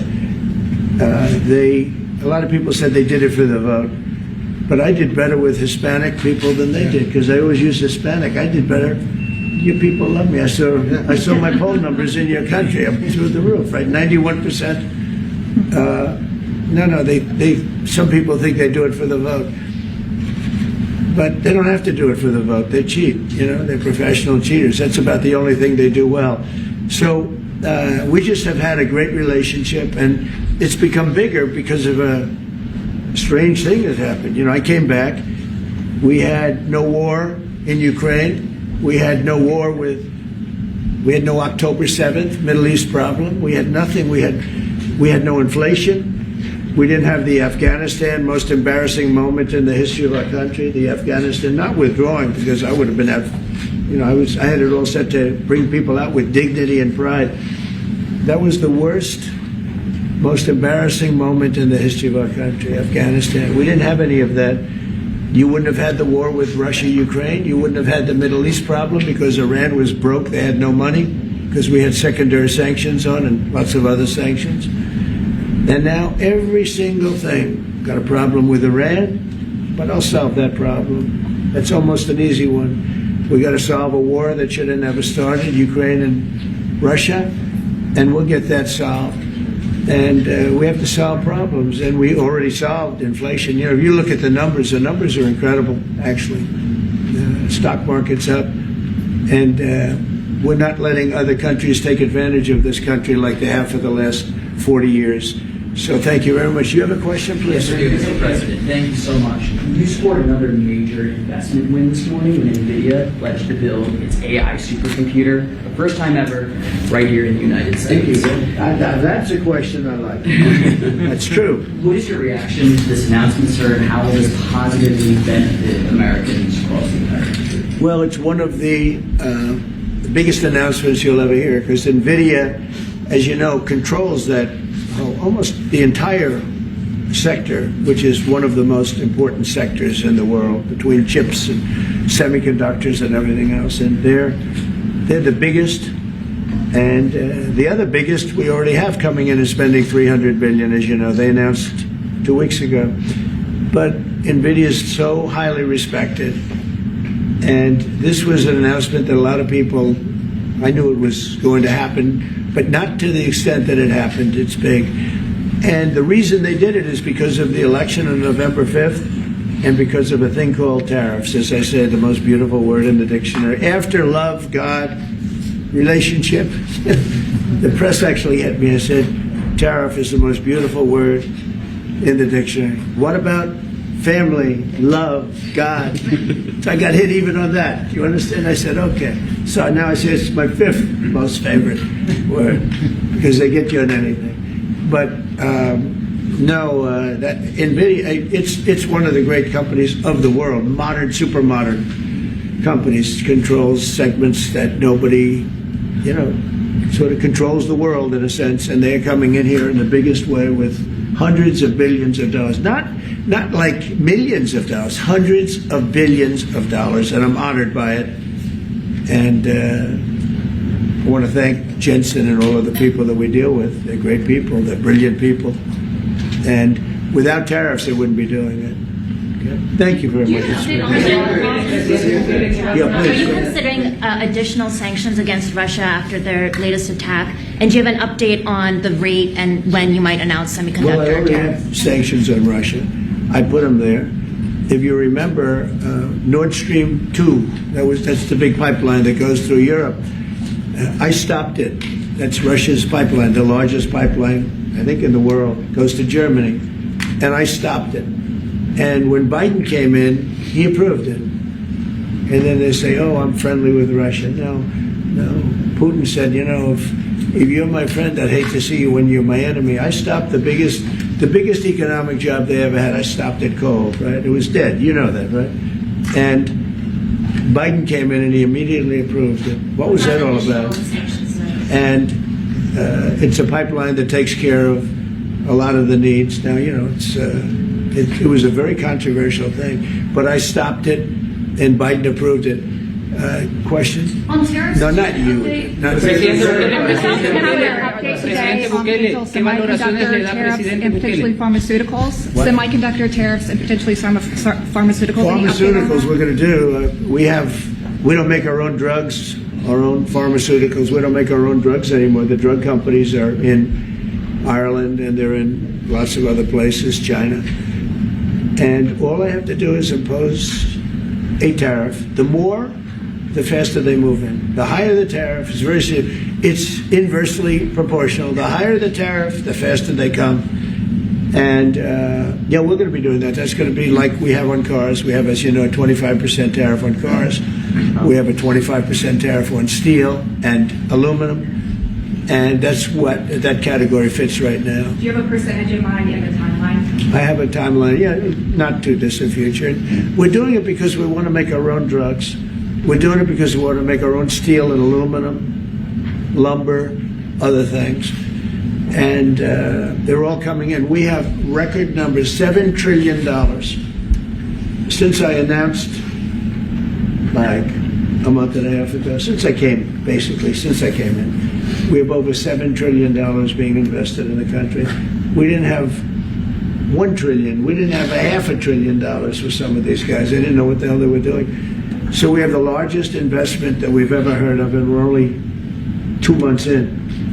And that'll continue at levels that you've never seen before. That's what's going to happen. And even the stock market's up today. It's we also had, you know, a lot of people didn't say it the way it was. We had the largest gain in the stock market in history on every single category last week. That was a nice game because we were getting a little hit because people didn't understand the power of our our country economically if you use it right. Do you have something to say on that, J.D.? Yes, sir. I mean, look, for 40 years we have lost manufacturing capacity. Workers have seen their wages stagnate, and some of the most critical things that we need, from the pharmaceuticals, the drugs that we give to our children, the antibiotics that we give to our kids, to the weapons that we actually need to fight a war, if God forbid we had to fight a war, we don't make enough of that stuff. And so President Trump ran explicitly on changing that. Yes, as the president mentioned, it caused a little bit of disruption in the market, but I actually think over the long term, workers are going to benefit, stocks are going to go up, American businesses are going to benefit as we reinvest and reindustrialize our country. And the auto workers and the Teamsters and all of the unions, you know, not traditionally Republican, but I'm winning those unions by, we're up 40, 50 points on the Democrats. They're losing everything. And they're losing everything because they just have policies that are not believable. They fight for policies that are 5% popular, and nobody knows who the 5% are. I mean, nobody can find the 5%. But if you go back to Ohio, and by the way, we have the great championship team from Ohio coming in today, right? Very big day. And that's going to be a little bit later. And that'll be, if you want to stick around, I'll introduce you to some nice people. You'll see some very large people, right? You'll see some people that even you have not seen people like this. These are big, these are 6'7", 380 pounds with no fat. Okay, that's pretty good, right? But the team, the national championship team, is being honored today at the White House, so that'll be exciting. If you're around, you want to stay around, I'll have you up there. You can tell them all about your prison, how you have to behave. Okay. Who else? Are those exemptions on electronics? Yeah, you said yesterday that you're making a decision on Iran very quickly. What do you mean by that? Is that a decision to strike Iran? Or? Their problem very quickly. Iran wants to deal with us, but they don't know how. They really don't know how. We had a meeting with them on Saturday. We have another meeting scheduled next Saturday. I said, that's a long time. You know, that's a long time. So I think they might be tapping us along. But Iran has to get rid of the concept of a nuclear weapon. They cannot have a nuclear weapon. He can't have a nuclear weapon. Nobody can have. We can't have anybody having nuclear weapons. You know, we can't have nuclear weapons. And I think they're tapping us along because we're so used to dealing with stupid people in this country. And I had Iran perfect. You had no attacks. You would have never had October 7th in Israel, the attack by Hamas. Because Iran was broke. They were stone cold broke when I was president. And I don't want to do it. I want them to be a rich, great nation. The only thing is, one thing, simple. It's really simple. They can't have a nuclear weapon. And they got to go fast because they're fairly close to having one. And they're not going to have one. And if we have to do something very harsh, we'll do it. And I'm not doing it for us, I'm doing it for the world. And these are radicalized people, and they cannot have a nuclear weapon. Does that include a potential strike on Iranian nuclear facilities? Of course it does. And just a follow-up question, a clarification. You mentioned that you're open to deporting individuals that aren't foreign aliens but are criminals to El Salvador. Does that include potentially U.S. citizens, fully naturalized American? If they're criminals and if they hit people with baseball bats over their head that happen to be 90 years old, and if they rape 87-year-old women in Coney Island, Brooklyn, yeah, that includes them. What, do you think there's a special category of person? They're as bad as anybody that comes in. We have bad ones too. And I'm all for it. Because we can do things with the president for less money and have great security. And we have a huge prison population. We have a huge number of prisons, and then we have the private prisons, and some are operated well, I guess, and some aren't. But he does a great job with that. We have others that we're negotiating with too. But no, if it's a homegrown criminal, I have no problem. Now, we're studying the laws right now. Pam is studying. If we can do that, that's good. And I'm talking about violent people. I'm talking about really bad people. Really bad people. Every bit as bad as the ones coming in. And I made the statement when I heard about this a long time ago now, 4 years ago.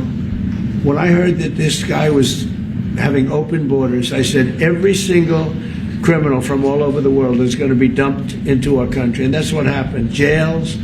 The jails of the Congo were emptied out.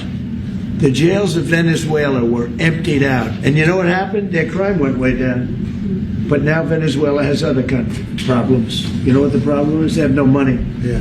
Because I shut off their oil, and we put secondary tariffs because they're not doing what's right over there. They know what to do. We spoke to them. I spoke to them. They know what to do. But they have no money. Venezuela has no money. But Iran had no money. And Iran behaved so beautifully. And then Biden took all those secondary tariffs on. I told China, you can't buy oil. If you buy oil from Iran, China, I told it to President Xi, then we no longer want you to do business with the United States of America. And those ships disappeared from that harbor so quickly. China.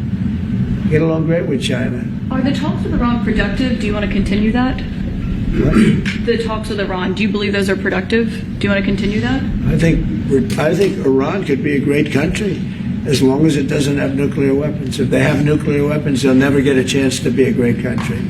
They will never get a chance. It won't even come to us. Sir Harris. Yeah. Yesterday you mentioned short-lived product exemptions. Which specific products are you considering, and how long is short-lived? Weeks, months? I'm looking at something to help some of the car companies where they're switching to parts that were made in Canada, Mexico, and other places, and they need a little bit of time because they're going to make them here, but they need a little bit of time. Something like that. What about any Apple products, other cell phones? Look, I'm a very flexible person. I don't change my mind, but I'm flexible. And you have to be. You just can't have a wall and you'll only go. No, sometimes you have to go around it, under it, or above it. There'll be maybe things coming up. I speak to Tim Cook. I helped Tim Cook recently, and that whole business. I don't want to hurt anybody, but the end result is we're going to get to the position of greatness for our country. We're the greatest economic power in the world if we're smart. If we're not smart, we're going to hurt our country very badly. We lost with China over the Biden years trillions of dollars on trade. Trillions of dollars. And he let them fleece us. And we can't do that anymore. And you know what? I don't blame China at all. I don't blame President Xi. I like him. He likes me. I mean, who knows? Who the hell cares? Do you have any updates on But you know what? China? What? Do you have any updates with talks with China? No, let me just tell you this. I don't blame China. I don't blame Vietnam. I see their meeting today. Is that wonderful? That's a lovely meeting. They're meeting, like trying to figure out how do we screw the United States of America. Don't forget, the European Union was formed to do just that. The The European Union was formed to hurt the United States and on trade. And they get us on NATO because they don't pay their bills. But now, since I got involved, they have been paying their bills. I took in over $600 billion for NATO. Nobody took in anything. I mean, they were all delinquent. They had 8 nations out of 28 paid their bills. The rest of them were way delinquent. And I said, if you don't pay your bills, we're not going to protect you anymore. And the money poured in over 600. The Secretary General last week made that statement. He said, I've never seen anything like it. We couldn't get anybody to pay because the United States was footing the bill for NATO. Well, we got hurt there, and we got hurt on trade, likewise, European Union. And they've got to come to the table. And they're trying to. They're trying to. But the European Union has taken terrible advantage. They don't take our food products. They don't take our cars. We have millions of their cars, BMW, Volkswagen, Mercedes-Benz, many others. They come in by the millions. There are no Chevrolets in Munich, I can tell you that. I said to Angela Merkel when she was there, as she was letting millions of people infiltrate Germany, which was not so good we would call them illegal immigrants, but she made them legal. But I said to her, and I get along with her very well, I said, how many Chevrolets do we have in Munich or Frankfurt? Why, none, Donald, none. I said, you're right. And yet we take in millions and millions of cars. No, those days are over. Okay, thank you very much, everybody. Thank you, Press. MPH, bonjour. Bonjour. Moi te ode l'huile là et que moi pour que j'aime voyer remerciement à bon Dieu et puis avec vous même tout. Regardez moi Jean qui te voyer l'huile là pour moi et moi servi avec Jean te dit pareil yo commence à marcher très bien pour moi et moi dit bon Dieu merci pour l'huile ça. Et l'huile là, m'a tani fini et puis m'a retourner encore parce que l'huile ça son l'huile qui est important pour mon gagner. Ça moi l'huile ça commencé faire pour moi. Alors comme c'est bon Dieu qui te ba ou pour te faire 42 jours jeune ça. Et puis t'es inspiré dans ou même pour te capable joindre l'huile ça pour nous. Alors monde qui peut corder l'huile là, yo met continuer order et puis y a joindre ça qui a besoin. C'est pas parce que comme si m'da dit ou était consort pas joindre $1 million et vinn dans mon seul coup. Mais ou a regarder ou après Jean bagay yo commencer à marcher pour penser ouais comme si qui Jean porte commencer à ouvert pour parce que me dans travail et puis moi t'ai quitter travail là c'est moi t'ai quitté travail là qu'on a même dans l'autre travail tout me demandé bon Dieu pour me joindre au full time dans travail que moi besoin hein. Et puis moi jeune full time job là. Là fini encore bien pile l'autre bagarre encore moi joindre que comme si moi et porte cap ouvert pour moi et comme si moi bagaille commence à changer pour moi complètement MPH. Merci en pile. Moi remercie oui, moi remercie et moi remercie bon Dieu avant. Après bon Dieu c'est vous même et bon Dieu t'inspire dans vous même pour être capable de joindre l'huile ça. Moi encourager tout le monde capteur de MPH. Toujours bali lac là parce que moi j'aime toujours faire ça et puis tout order l'huile là pour capable joindre ça que vous chercher même si vous pour qu'on joindre parce que nous tout bien besoin quelque ça ou pas jamais finir avec problème dans le monde on a toujours un problème mais comme si il y a quelques bagailles qui t'a traversé ou après comment que ou bon Dieu ouvert porte pour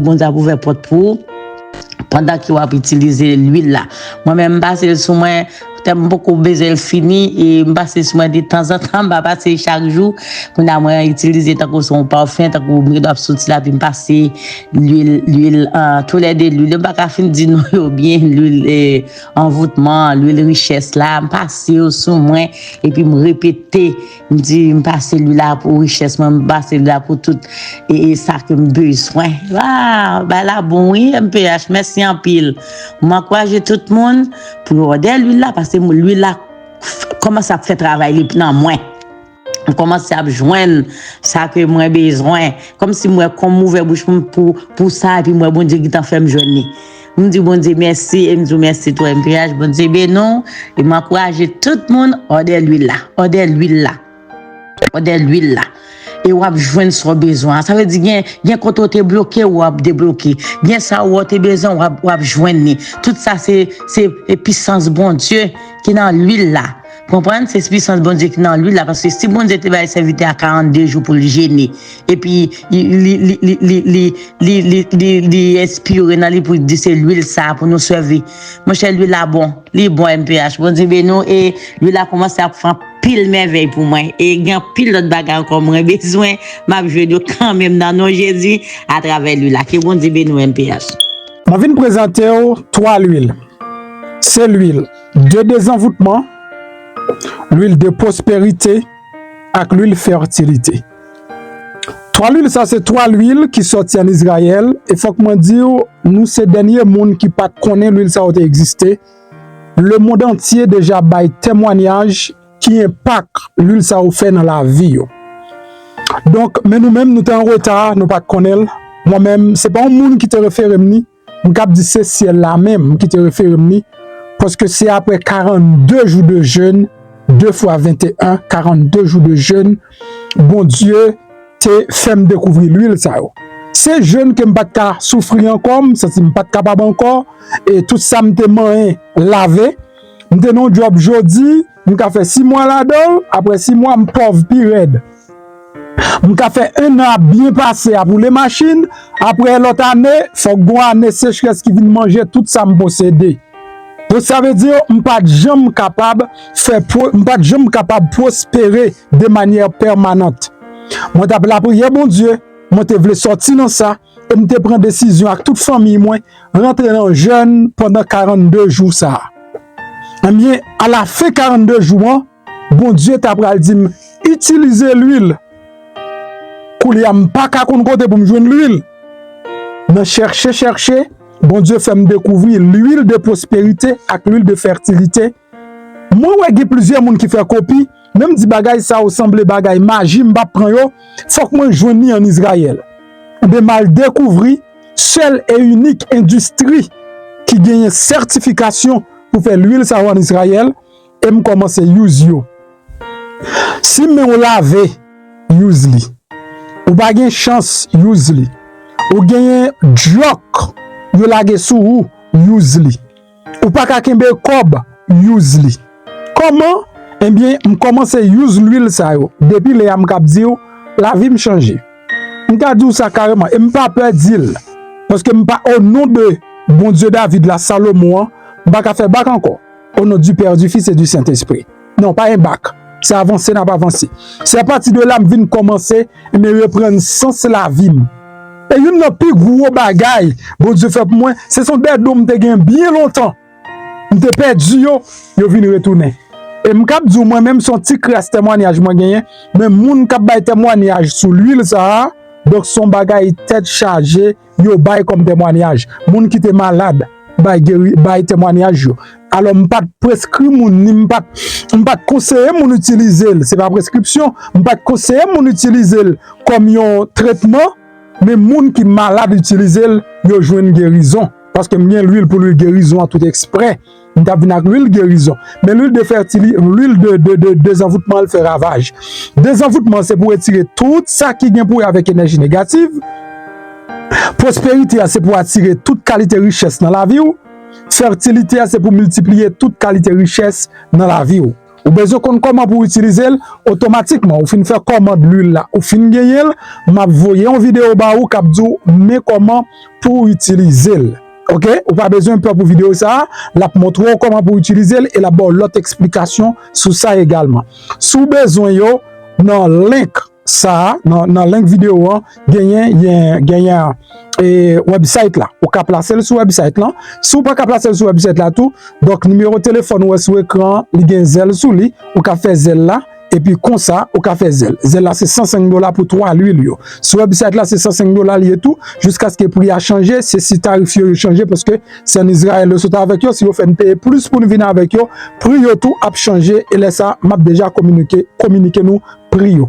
Donc on ka placer commande sur website là et on ka faire sous zel. M'encourage à faire sur website là tout parce que n'a tout gain toute information yo et puis n'a voyer le ba ou la cao. Nous fait shipment yo chaque semaine. Sous fait semaine ça ou a joindre semaine prochaine. S'il vous plaît, même j'ai avec un pile l'autre fanatique moi qui utilise l'on fin utiliser tourner vinn ba un témoignage ou encourager l'autre monde yo tout pour yo sortir dans gros fait noir spirituel qui nous y a.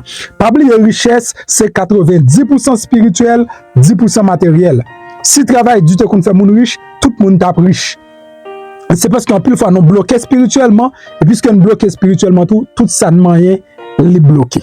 Moi maintenant en pile, m'a quitter dans côté un témoignage et puis n'a parlé pita. Bonjour MP, comment vous êtes tout bagay en forme pour? Moi mon a faut parler en pile pour l'huile là, yo pas vle acheter bon dit ouais hier mal travaillé. Mon petit clou qui levé dans pied gauche moi. Petit clou a fait pied enflé. Arrivé dans le travail, je ne vais même pas arrêter de travailler. Un petit clou a fait mal. Il a fait mal en pile et puis il fait pied gros. Chance moi c'est parce que dans le pied gauche qui fait me conduire, je viens là quand moi. Je viens me baigner. Après ça, je style passer l'huile là sous pied. Et puis tout le monde juste parlé avec bon Dieu, tout me passe l'huile là sous pied. Après ça, le matin, je me levé, puis il a désenflé. Normalement, deuxièmement, il désenflé, il va faire mal.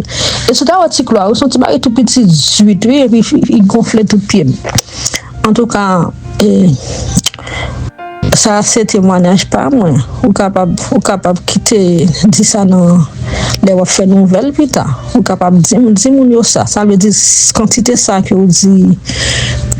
Et l'huile là bon pour l'IA, ça c'est l'huile gros, ça qui pigo, on dépasse ça qui désenvoûté. C'est lui même que me dépasser dans pied. On capable quitter, on capable dire ça dans nouvelle plus tard comme témoignage pas moi. Parce que quantité ça ou dit l'huile là bon pour l'IA, au contraire moi même il bon pour plus bagaille toujours.